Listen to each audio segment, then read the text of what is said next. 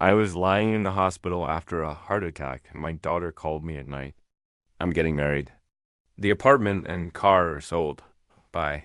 Her betrayal hit harder than a heart attack, but I answered calmly.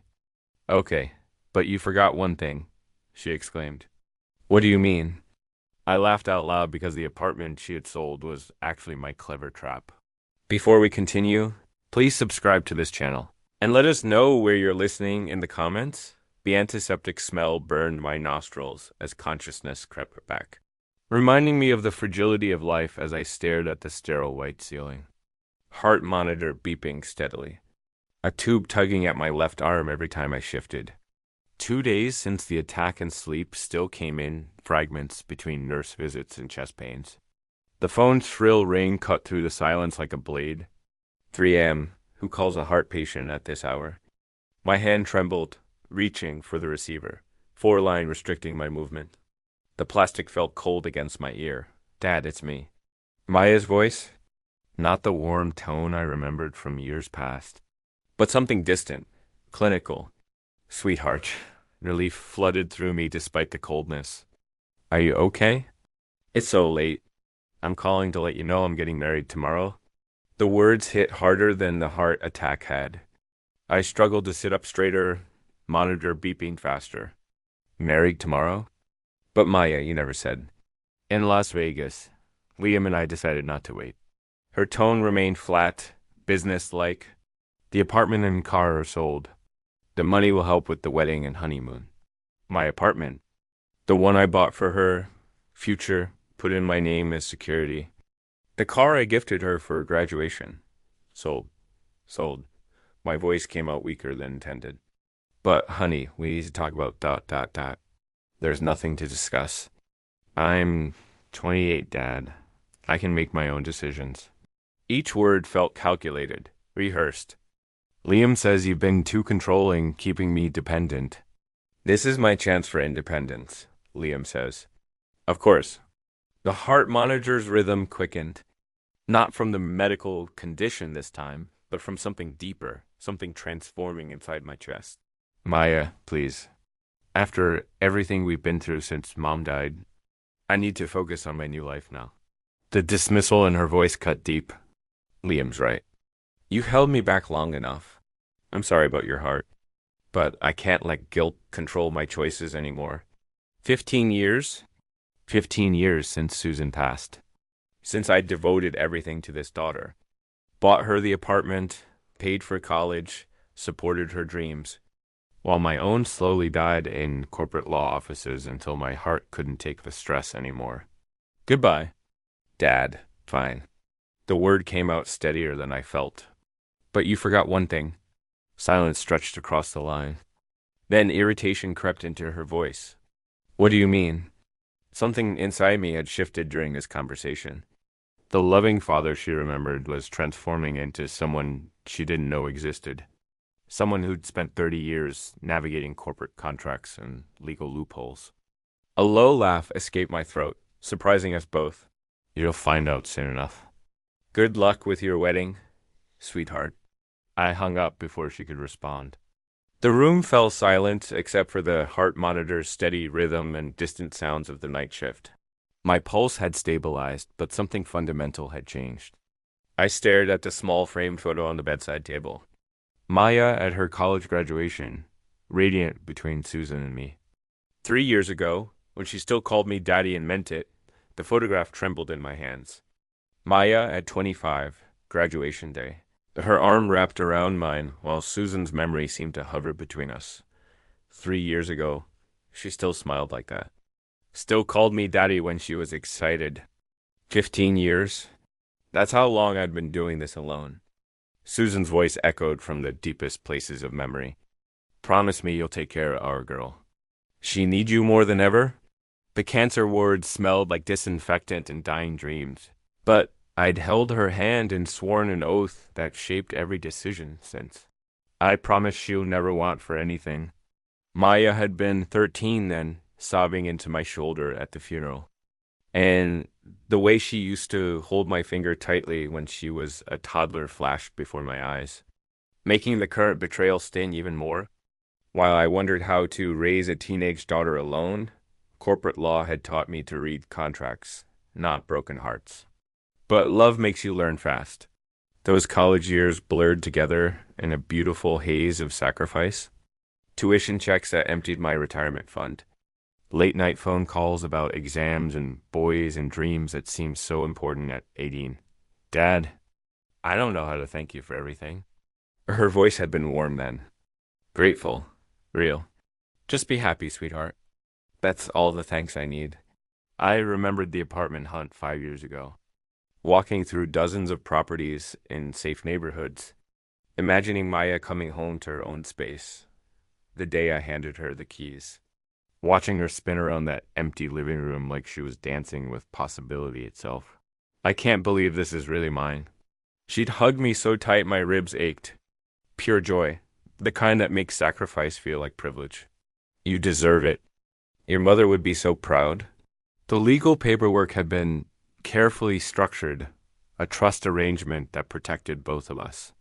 Though Maya never needed to understand those details, she was happy. That was enough. But something changed 8 months ago. The first mention of Liam's name came during a Sunday dinner that felt different, distant. I've met someone special, Dad. The excitement in her voice had seemed genuine and infectious even. I had been happy for her, ready to welcome another person into our small family. If only I'd known what Liam Montgomery really wanted. Phone calls became shorter. Sunday dinners turned into quick coffee meetings, then excuses about being busy. Maya's laughter grew rare, replaced by defensive silences whenever I asked about her life. Dad, you need to stop being so involved in my life. That conversation 2 months ago still stung. We'd been sitting in her favorite restaurant, the one where we'd celebrated every milestone since high school. I just want what's best for you. Liam thinks you're too controlling. Liam thinks. When had my daughter's thoughts become someone else's words? The heart monitor's rhythm quickened as memories collided with tonight's betrayal. My chest tightened, not from the medical condition, but from understanding how completely I'd lost her. The daughter who once thanked me for everything had just sold my gifts to fund her escape from me. That July evening 8 months ago started with such promise. Maya had chosen Bella Vista for dinner, the upscale Italian place where we'd celebrated her college acceptance years before. She was practically glowing when I walked in, seated at our usual corner booth with a man I'd never seen. Dad, this is Liam Montgomery. Liam, my father. David Reynolds. Liam stood to shake hands, tall, well-dressed, confident in that particular way that immediately triggered my courtroom instincts. His grip was firm, lasting, just a moment too long. His blue eyes studying my face like he was memorizing it. Mr. Reynolds, Maya's told me so much about you. The successful attorney who raised an amazing daughter single-handedly. Smooth voice, practiced smile. Too perfect. Please call me David. And Maya did most of the work herself. Modest and wise. I can see where Maya gets her best qualities. Maya beamed, reaching for Liam's hand across the white tablecloth. Isn't he sweet, Dad? Sweet wasn't the word I'd have chosen. Calculating. Maybe. Liam's expensive watch caught the candlelight. A Rolex that didn't match his vague explanation of working in consulting. His suit was tailored. His shoes Italian leather. Either consulting paid incredibly well, or Liam had other sources of income. What line of work are you in exactly? I asked, settling into my seat. I help people optimize their opportunities. Strategic planning, you might say. Mia jumped in before I could press further. Liam's being modest. He's brilliant with strategy and investments. That wasn't really an answer, but Maya's enthusiasm made it difficult to push. Liam seemed to sense my skepticism, leaning forward with practiced sincerity. David, you've done an incredible job with Maya. I have to ask, though, don't you think you've been almost too generous? Some people might take advantage of such kindness. The comment hit like a calculated punch. Was he suggesting Maya was taking advantage of me, or was this some kind of test? Maya's apartment is beautiful, by the way, Liam continued smoothly. You have excellent taste in real estate and real estate investments. There it was. Interest in the apartment, My lawyer brain started cataloging red flags. Maya squeezed Liam's arm proudly. Dad found the perfect place for me. I'm so lucky. You deserve everything good in life, Liam murmured, but his eyes remained fixed on me. Your father's very generous.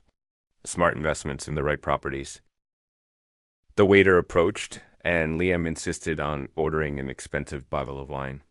When the check came, he made the proper protests about paying, but his relief when I picked up the tab was obvious. A man with a Rolex who couldn't afford dinner. Walking to the parking lot afterward, I noticed Liam's car, a BMW, that probably cost more than most people's annual salary. The pieces didn't fit together, and 30 years of legal practice had taught me that inconsistencies usually meant someone was lying. It was wonderful meeting you, David, Liam said, that perfect smile never wavering. I hope we'll be seeing a lot more of each other.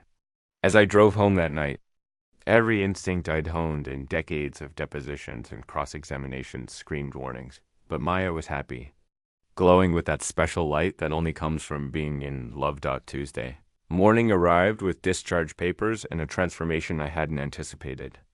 The nurse wheeled me to the hospital entrance, chattering about rest and follow-up appointments, but my mind was already miles ahead. Sitting in the taxi, watching familiar San Diego streets pass by, I felt something I hadn't experienced in years. The sharp focus that once made me successful in corporate law. My house in Hillcrest looked smaller than I remembered. 4 days in the hospital had given me perspective on the life I'd been living. Quiet, orderly, and ultimately meaningless without Maya. Now it would serve a different purpose. The first hour back involved the mundane. Unpacking medications, checking mail, making coffee with hands that still trembled slightly. But by noon I'd cleared my dining room table and spread out 15 years of legal documents like evidence in a case. The apartment purchase papers told the story clearly. Maya Reynolds was listed as beneficiary, but the property ownership remained in the David Reynolds family trust. She had no legal right to sell anything. Liam had convinced her to commit fraud, possibly without her realizing it. I reached for my phone and dialed a number I'd memorized decades ago. Martin Price, Investigations. Martin, it's David Reynolds. I need a complete background check on someone. This is personal, but I'm prepared for whatever it costs. A pause. David Reynolds? Haven't heard from you in years. What's the situation? My daughter's involved with someone who's not what he appears to be. I need facts and submissions. Martin had worked with my law firm on dozens of cases. Divorce settlements, corporate espionage, insurance fraud. If anyone could uncover Liam's secrets, it was him. Give me everything you know about this guy. I dictated Liam's full name, the BMW license plate. I'd memorized Maya's address where he'd been spending time. Martin took notes with professional efficiency. Preliminary report in 48 hours. Full workup within a week. My rates haven't changed since you retired. Money's not an issue. I want to know everything. Employment history, financial records, previous relationships, legal troubles, everything. After hanging up, I organized my space with the methodical precision that had once organized complex corporate transactions. Legal pads, laptop, phone charger, a coffee cup that would be refilled many times. My dining room was becoming a war room by 3 o'clock. Martin called back. David, I've got preliminary findings on your Liam Montgomery. You're not going to like this. I gripped the phone tighter. Tell me. Employment history is sketchy at best. Claims to work in consulting, but I can't verify any actual clients. Lives in a luxury apartment complex that runs about $4,000 a month. Drives a BMW that's financed to the limit. How does he afford it? That's the concerning part. I found a pattern. 3 different women in the past 5 years all ended relationships around the time. Their financial situations got complicated. 2 filed restraining orders that were later dropped. 1 moved to another state. My chest tightened, but not from the heart condition. What kind of complications? Credit problems, unauthorized charges, missing savings, nothing that stuck legally, but the pattern's clear. This guy is a professional. Keep digging. I need everything you can find. Setting down the phone, I stared at the trust documents spread across my table. Mia thought she'd gained independence by selling the apartment. Instead, she'd handed Liam exactly what he wanted, access to what he believed was easy money. But Liam had made one critical mistake. He'd underestimated the man whose daughter he was using. Cafe Luna buzzed with afternoon energy when I arrived at 2 o'clock, choosing a corner table with clear sight lines to both entrance and exit. Old habits from depositions. Control the environment, anticipate reactions, document everything. The manila folder beside my coffee cup contained 15 years of legal paperwork that would shatter Maya's confidence. She walked in 10 minutes late. Wedding ring catching the light like a declaration of war. Designer handbag, expensive shoes, the confident stride of someone who believed she'd won. The transformation from my loving daughter to this stranger still took my breath away. Thank you for coming, Maya. I wasn't sure you would. She slid into the chair across from me, back rigid. I'm here to tell you to stop interfering in my life. Liam and I are married now. Married. The word hung between us like a weapon about that, and about the apartment sale. We need to discuss some legal issues. There are no legal issues. Her voice carried Liam's arrogance. Everything's been handled properly. I opened the folder with deliberate precision, removing documents that had been filed away since she was 23. Maya, I need to show you something. These are the original papers from when I bought your apartment. I don't care about old paperwork. I sold it. It's done. Look at the ownership structure. I turned the deed toward her, my finger pointing to specific language. See the section about trust beneficiary versus legal ownership. Maya leaned forward reluctantly, scanning text she'd never bothered to read. What are you talking about? The apartment was never legally yours to sell. It's held in the David Reynolds family trust with me as trustee and you as beneficiary. You can live there, but you cannot sell it without my written consent. The color drained from her face. That's impossible. I have the deed. You have a beneficiary document, not an ownership deed. There's a significant legal difference. I pulled out additional paperwork, trust establishment documents, legal correspondence, title insurance policies. The sale you completed was legally void. Her hands shook as she examined the papers. You're lying? Liam checked all the paperwork. Liam isn't a lawyer. He wouldn't recognize trust structures or understand property law. Each word was measured, professional. This arrangement is completely legal and fairly common in estate planning. This can't be right. Maya's voice cracked. I signed papers. Money changed hands. The buyers will discover the title defect within weeks. Their lawyers will demand their money back. The escrow company will reverse the transaction. She stared at the documents like they were written in a foreign language. Why didn't you tell me about this trust thing? Because I trusted you to discuss major financial decisions with me before acting.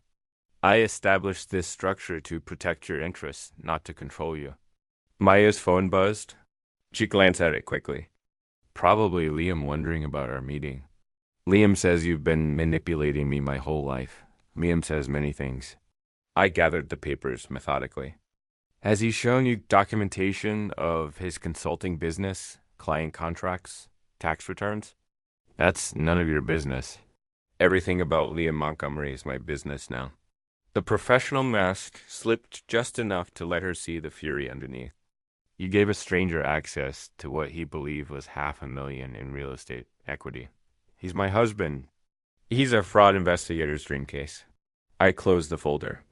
Decision made, but you'll figure that out soon enough. Maya stood abruptly, chair scraping against the floor. I won't let you destroy my marriage. I don't need to destroy anything, sweetheart. Liam's already doing that himself. She stormed toward the exit and then turned back. What happens now? Now you go home and tell your husband that his payday just evaporated. Then you'll see what kind of man you really married. The next morning I organized my dining room like a war room. Trust documents in chronological order. Property records cross-referenced. Communication histories with Maya documented and dated.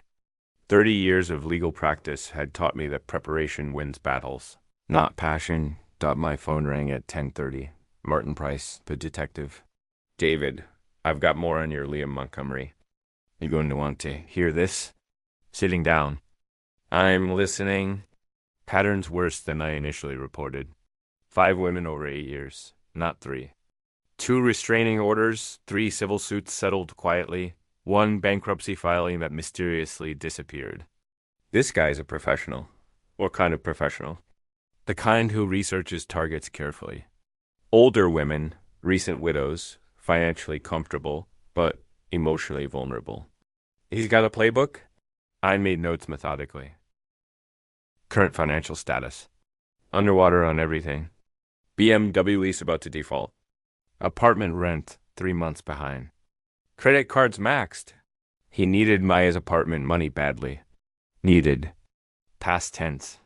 Liam was about to discover his payday had evaporated by noon. Maya was calling.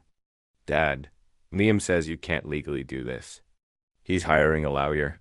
Of course he is. I kept my voice neutral.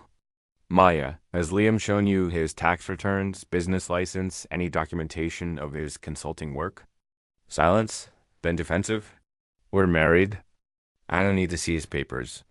You just learned you don't legally own the apartment you thought you sold. Maybe it's time to ask some questions. She hung up. At 3 o'clock, a certified letter arrived. Demand for immediate cessation of elder abuse and fraudulent property claims. Screamed the letterhead from a law office I'd never heard of. The grammar was poor, the legal theory non-existent, but the aggression was impressive. Liam's attorney, and I used the term loosely, demanded I immediately cease all harassment of Mr. Montgomery's wife and provide documentation proving legal right to property, illegally claimed through manipulation of vulnerable family member. I read it twice, then called Robert Mitchell, my former law partner. Robert, someone's challenging my family trust documentation. Can you review something? David, your trust work was always bulletproof. What's the concern? I faxed the demand letter. Robert called back in 10 minutes, laughing. This guy got his law degree from a cereal box.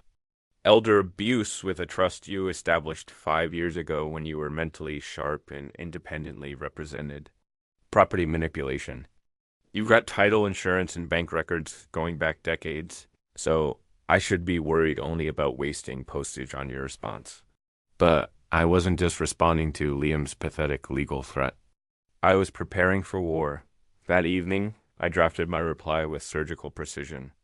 Every claim in Liam's letter was dissected and demolished, with citations to relevant case law. I included copies of the original trust documents, notarized and witnessed bank records showing the apartment purchase, title insurance confirming clear ownership transfer to the trust. Then I added a paragraph that would keep Liam awake at night.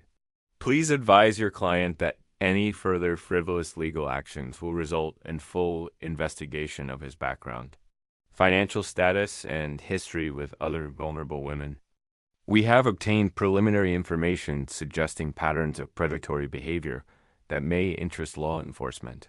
I sealed the letter at midnight, satisfied. Liam had made his first move, amateur hour. Martin called at 10 Friday morning with the tone of a detective who'd struck gold. David, you need to sit down for this. Liam Montgomery isn't just a con artist. He's a professional.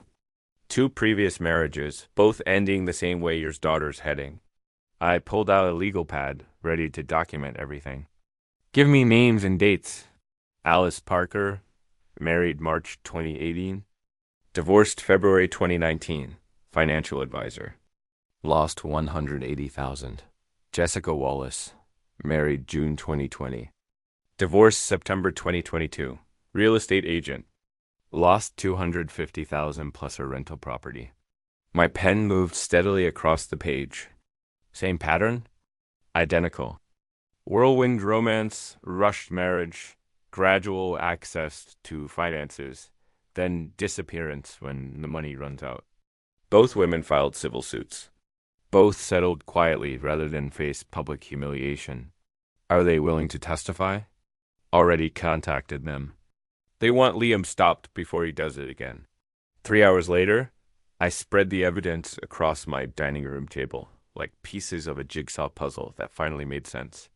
Marriage certificates, financial records, witness statements from two broken women who'd fallen for the same charming smile that had captivated my daughter at 2 o'clock. I called Maya. We need to meet. I have information about Liam that changes everything. More legal attacks. I'm tired of this war you've started. This isn't about law, Maya. It's about Liam's history, his previous marriages. Silence, and carefully. Liam was never married before.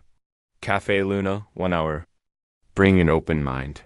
She arrived reluctant and defensive, sliding into the same chair she'd occupied during our last confrontation. The manila folder between us looked innocent enough, but its contents would demolish everything she believed about her husband. Maya, I need you to look at these documents. They're difficult, but they're real. More property papers, more legal tricks. I opened the folder and placed the first marriage certificate on the table. Alice Parker and Liam Montgomery. Married March 5th, 10th, 2018. Maya stared at the document like it was written in a foreign language. This is fake. You had someone create false papers. The second certificate joined the first. Jessica Wallace and Liam Montgomery married June 3rd, 2020. Her face went pale. That's impossible. Liam told me I was his first serious relationship since college. Read Alice's statement. I handed her a typed page. Notice anything familiar about how Liam courted her? Maya's hands trembled as she read. I watched her expression change from disbelief to recognition to growing horror. He said the same things to her, word for word. The exact same promises about building a future together. Now read Jessica's account. This time Maya's reaction was physical. She pushed back from the table, shaking her head. No, this can't be real. Liam loves me. Liam loved Alice's financial portfolio. He loved Jessica's real estate investments. And he loved what he thought was your $500,000 apartment. You're lying. But her voice lacked conviction now. I spread out the financial records. The timeline comparisons, the pattern analysis Martin had prepared. Alice lost her life savings. Jessica had to declare bankruptcy. Both relationships lasted exactly the same time frame, 18 months from meeting to financial devastation. Maya sat frozen, staring at evidence that couldn't be denied. How long have we been together? 8 months, right on schedule for his usual timeline. She looked up at me with eyes that finally understood. I'm not his wife. I'm his third victim. Her phone buzzed. Liam's name appeared on the screen. Don't answer it, I said, quietly. 3 days later. I stood outside the Chapel of Eternal Love on the Las Vegas Strip, holding a manila folder that would end Liam Montgomery's career as a predator. Martin had tracked them here through credit card records. Liam's final desperate gambit to legitimize his access to what he still believed was Maya's money. The chapel reeked of artificial romance. Plastic flowers, velvet drapes, and the lingering scent of too many rushed weddings. 20 guests filled the small space, mostly Liam's business associates, who had no idea they were witnessing fraud in real time. Maya looked beautiful in her wedding dress, but her eyes held the hollow look of someone acting against their better judgment. Liam stood at the altar in an expensive suit he couldn't afford, eager to complete what he thought would be his biggest score. The officiant cleared his throat. If anyone has reason why these two should not be wed, speak now or forever hold your peace. I stepped forward from the back of the chapel. I have information this bride needs before making this commitment. The chapel fell silent. 20 pairs of eyes turned toward me. Liam's face went white, then flushed with rage. This is a private ceremony. Liam snarled. You weren't invited. Maya, before you sign legal documents, you should know exactly who you're signing with. I walked calmly down the aisle, my folder held like a weapon. Maya stared at me with a mixture of anger and something that might have been relief. Dad, we already discussed this. Liam explained everything. Did he explain Alice Parker? I opened the folder and placed the first marriage certificate on the altar. Married to Liam Montgomery, March 2018. Gasps rippled through the small crowd. Liam lunged forward, trying to grab the document. Those are fabricated. He's trying to destroy us. I calmly placed the second certificate beside the first. Jessica Wallace, married to Liam Montgomery, June 2020. Maya's bouquet trembled in her hands. Liam, you said these marriages never happened. I can explain everything privately, Liam said, his charm cracking. Don't let him manipulate you. But I was already spreading the financial records across the altar, like a prosecutor presenting evidence. Alice lost $180,000. Jessica lost $250,000. Both women trusted Liam with their life savings. The wedding guests pressed closer, examining the documents. Liam's business associates were quietly backing toward the exits. Mia, I said gently, read Jessica's statement. Notice anything familiar about how Liam courted her? With shaking hands, Maya picked up the typed page. As she read, her face crumbled. He used the same words, the exact same promises he made to me. Don't listen to him. Liam grabbed Maya's arm. We can leave right now. Start fresh somewhere else. But Maya was staring at the marriage certificates, the financial records, the pattern that could no longer be denied. You told me I was your first real love. You swore these women meant nothing. Then why did you steal from them? The question hung in the air like an indictment. Liam's mask finally slipped completely, revealing the desperate predator underneath. I never stole anything. They gave me money willingly, the same way I was going to give you money from selling the apartment. That's different. We're married.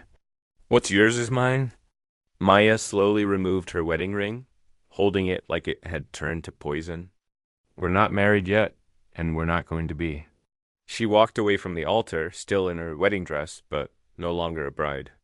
Liam called after her, his voice rising to a shout. But she didn't look back. As I followed Maya toward the chapel exit, I heard Liam behind us, still trying to salvage his scheme.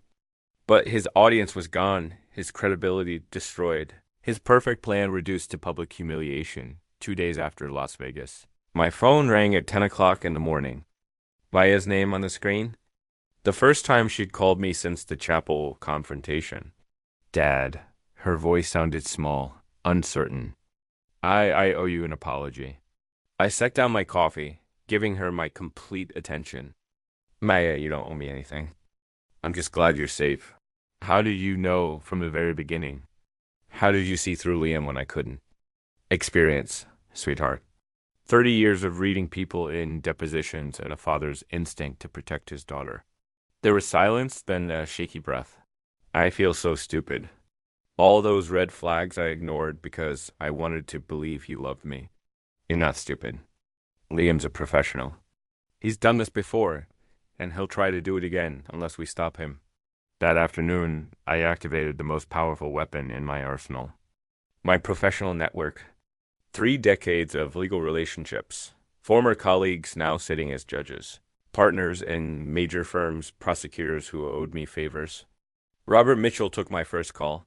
Robert, I need Liam Montgomery investigated from every possible angle. Business, licenses, tax records, credit history, employment verification, everything. David, after seeing those documents you provided, we're already moving. The State Business Licensing Board opened an investigation yesterday. His consulting business? Complete fabrication. No registered clients, no business address, no valid credentials. What about criminal charges? Building the case now. 3 victims willing to testify, documented financial fraud patterns. The district attorney's interested. By evening, the systematic destruction of Liam Montgomery was underway. Credit agencies received detailed fraud reports. Banking relationships were being scrutinized. Civil lawsuit preparations were being filed by Alice and Jessica's attorneys. Meanwhile, Liam was becoming increasingly desperate. Maya showed me the texts, the voicemails, the escalating attempts to maintain control. Maya, don't let him turn you against me. We can still work this out. Work where out, Liam? She'd responded, the lies? The other wives? The theft? His reply had grown more aggressive. Those documents were fabricated. Your father paid people to create false evidence. Stop. Stop calling me. But Liam wasn't stopping. Martin, my detective, reported that Liam had been seen outside Maya's apartment building testing door handles, asking neighbors about her schedule. He's escalating, Martin warned during our evening call. Financial pressures mounting.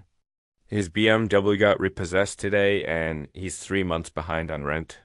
Desperate people do desperate things. I looked out my window at the quiet Hillcrest neighborhood where I'd lived peacefully for 20 years. That peace was about to end. What kind of desperate things? Hard to say, but men like Liam don't just disappear quietly. They need to blame someone for their failures. And right now, you're the target. Maya had changed her locks, removed Liam from any shared accounts, and started therapy to process the psychological manipulation she'd endured. She was reclaiming her life piece by piece. But healing takes time. Liam, meanwhile, was running out of both time and options. That night, my phone rang again. Unknown number, but I recognized Liam's voice immediately. You destroyed my life, old man. You destroyed your own life. I just exposed it. Maya was mine. The apartment was mine. Everything was mine until you interfered. Maya was never yours, Liam. She was your victim, and the apartment was always mine.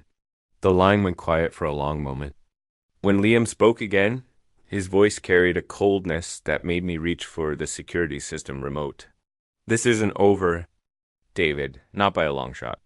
April first arrived with news that should have been triumphant. Robert called at 9 in the morning with an update on our systematic campaign against Liam Montgomery. David, the business licensing board is investigating. His consulting claims are complete fabrication. No registered clients, no business address, no valid credentials whatsoever. Excellent. What about the criminal referral? That's where things get complicated. Robert's tone shifted. Liam hired competent counsel. Very competent. Damian Reed from Montgomery and Associates. My confidence wavered. Reed had a reputation for getting fraud charges dismissed on technicalities. How competent? The kind who finds loopholes in airtight cases. They're challenging everything procedurally. Evidence chain, jurisdiction issues, statute of limitations. This could drag on for months. Months? I'd expected weeks. By afternoon, worse news arrived. Martin, my detective, called with information that made my stomach clench. David, we have a problem. Liam's been visiting Maya. That's impossible. She blocked his calls, changed her locks. He's convincing, David. Really convincing. My surveillance shows 2 meetings this week. Long conversations. She's listening to him. I drove to Maya's apartment immediately using my emergency key. She was sitting at her kitchen table looking tired and confused. Maya, we need to talk. Dad, you're destroying Liam out of spite, not protection. The accusation hit like a physical blow. Maya, he's manipulating you again. Can't you see what he's doing? What I see is you using your power to hurt someone I care about. Someone who stole from 2 other women and planned to steal from you. That's your interpretation. Liam explained everything. Explained. The word that had preceded every lie Liam had ever told her. What did he explain exactly? Maya's eyes flashed with defensive anger. That those women were bitter about relationships that didn't work out. That you paid them to lie about him. That you're so obsessed with controlling me that you'll destroy anyone who threatens that control. Liam's psychological manipulation was masterful. He'd taken every truth about his crimes and inverted it into evidence of my persecution. Worse, he'd exploited Maya's deepest fear that I was controlling rather than protective. Maya, look at the evidence. The marriage certificates, the financial records, the pattern. Evidence can be interpreted in any ways. You have money and connections. Liam has nothing but the truth. I stared at my daughter and realized Liam had won this round completely. Every legal victory I'd achieved had been reframed as proof of my wealth and power being used unfairly. My protection had become control. My evidence had become manipulation. My love had become possession. That evening, Robert called with the final blow. Damian Reed filed a motion claiming selective prosecution. He's arguing that Liam is being unfairly targeted because of your influence. Worse, they're threatening to subpoena your communications with law enforcement, claiming you're orchestrating a personal vendetta disguised as justice. Can they do that? If they convince a judge that this is harassment rather than legitimate prosecution, yes. And honestly, your involvement makes that argument stronger. I sat in my home office surrounded by 30 years of legal experience and realized I'd made a fundamental error. I'd treated Liam like an amateur when he was actually a professional, not just at fraud, but at survival. While I'd been mobilizing my network, he'd been studying the system's weaknesses. While I'd been building a case, he'd been rebuilding Maya's psychological dependence. My phone buzzed. A text from Maya. Dad, I need some space to figure things out. Please don't contact me for a while. Space. The one thing that would give Liam unlimited access to continue his psychological reconstruction of her reality. I'd won the first battle through superior resources and professional connections. But Liam had won the war by understanding that Maya was the only prize that mattered and the only battlefield. Where victory was truly possible, 4 days of silence from Maya had taught me something crucial about warfare. Sometimes retreat is the only path to victory. Saturday morning found me in a downtown coffee shop, waiting for a woman I'd never met, but who held the key to saving my daughter. Jessica Wallace arrived precisely at 10 o'clock. Professional in a way that spoke of someone who'd rebuilt her life methodically. Tall, confident, carrying a leather portfolio that suggested success. Hard won after devastating loss. Mr. Reynolds, I'm Jessica Wallace. David, please. Thank you for coming.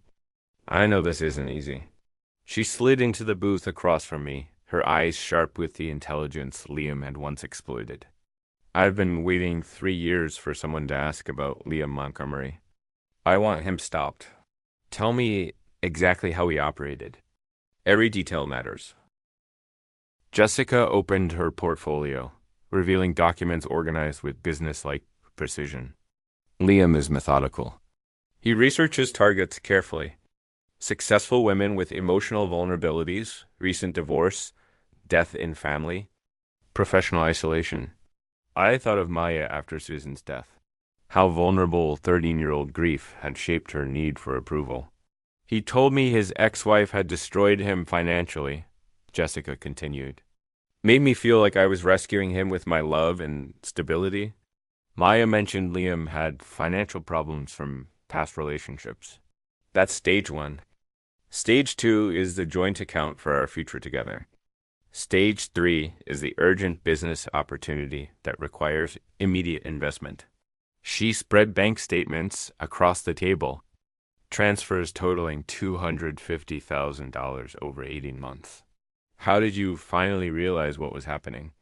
When I caught him researching my rental property values and calculating equity withdrawal possibilities, Jessica's voice hardened.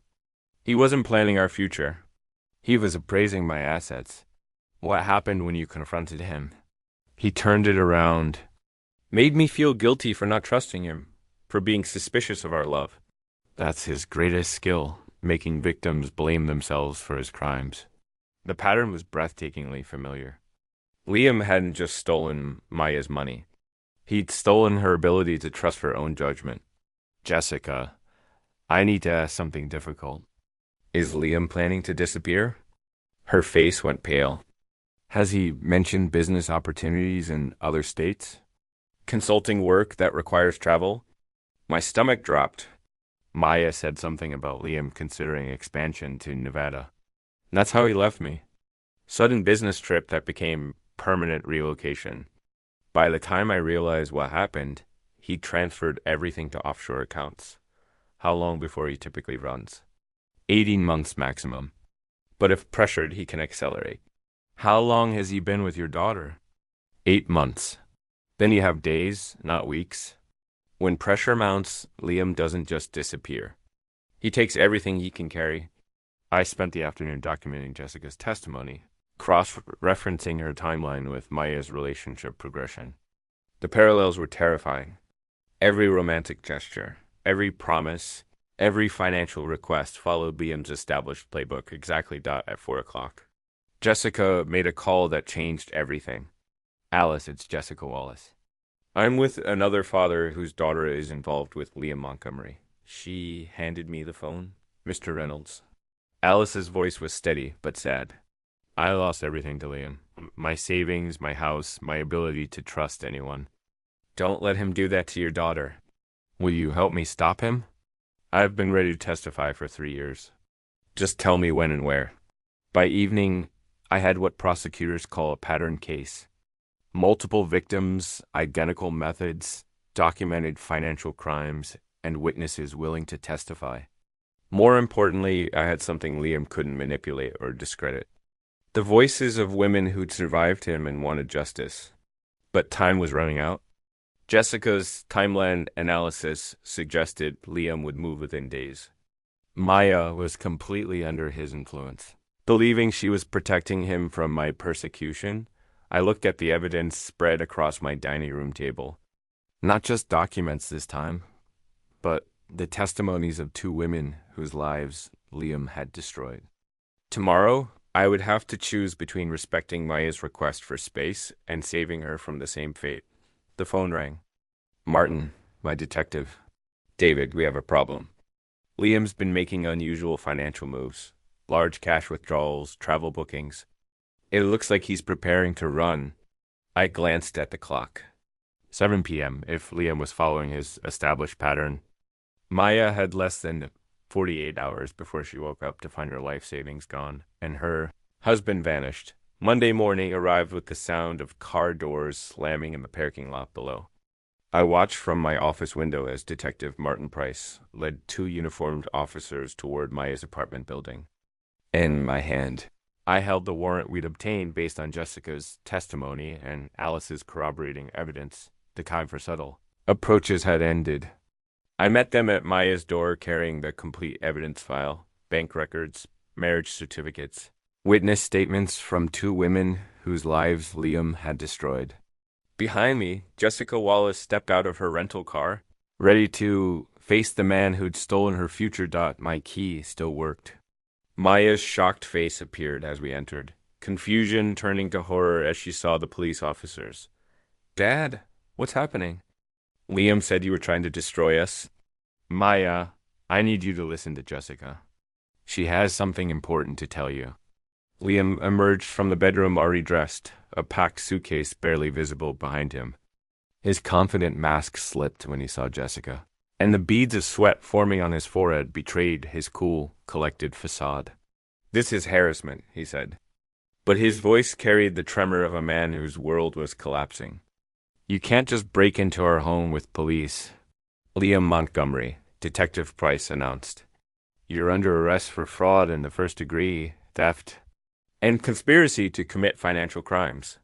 As the handcuffs clicked into place, Liam made one final attempt at manipulation. Mia, you have to believe me. I love you more than anything. Don't let them turn you against me. Jessica stepped forward, holding the file of evidence we'd compiled. Maya, Liam did the same things to me he's done to you. Identical words, identical promises. That's impossible, Maya whispered, but uncertainty had crept into her voice. Liam loves me. We're married. He married me, too. Jessica's voice was steady, professional. Then he disappeared with $250,000 of my money. I watched Maya's face as Jessica spread the evidence across the kitchen table. Bank statements showing Liam's debts, marriage certificates proving his bigamy. Recorded conversations where Liam used the exact same romantic phrases with 3 different women. Liam, is it true? Maya's voice broke. Were you planning to leave with my money? Liam's facade finally crumbled completely. Maya, they're all lying. Your father paid them to destroy us. But Maya was reading Jessica's bank statements, seeing the pattern of gradual financial exploitation that Liam had planned for her. That's what you told Jessica, Maya said quietly. Word for word, I heard the recording. As the officers led Liam away, he made one last desperate appeal. Nah, don't let him control you. This is exactly what he wanted. But Maya was already stepping toward me. away from the man who'd spent 8 months systematically destroying her ability to trust her own judgment. Dad, she whispered, tears finally coming. I'm so sorry. I should have listened to you. You have nothing to apologize for, I said, opening my arms as she collapsed against me. You were being manipulated by an expert. How can you forgive me after everything I said to you? I held my daughter. Really held her for the first time in 8 months. Because you're my daughter and I love you? That never changed? Not even when you couldn't see it? Later, after the police had left and Jessica had returned to her hotel, Maya and I sat in her kitchen surrounded by the evidence of Liam's crimes. I feel so stupid, she said. Don't. Liam fooled successful, intelligent women repeatedly. His crime wasn't theft. It was making victims blame themselves for his expertise. What happens now? Now you heal, and Liam faces justice, and we rebuild what he tried to destroy. Maya looked at me with eyes that seemed clearer than they'd been in months. Dad, yes. Thank you for never giving up on me even when I gave up on myself. Outside, the San Diego afternoon sun streamed through windows that had been darkened by deception for too long. For the first time in 8 months, my daughter was truly home, and we had a long road ahead. But we would walk it together. If you like this story, please like this video, subscribe to this channel, and share your impressions of this story in the comments. To listen to the next story, click on the box on the left. Thank you for watching.